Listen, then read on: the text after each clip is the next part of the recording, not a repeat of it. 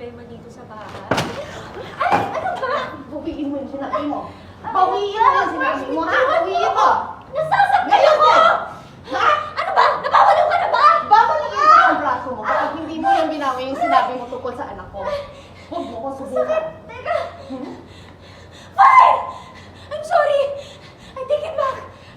Huwag mo idamay sa pagkat pa nga ng ugali mo yung anak ko, ha?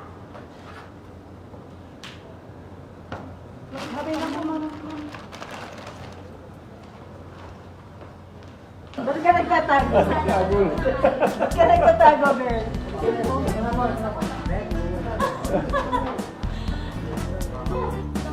Tangin na tangay Mami, ako. girl pa rin.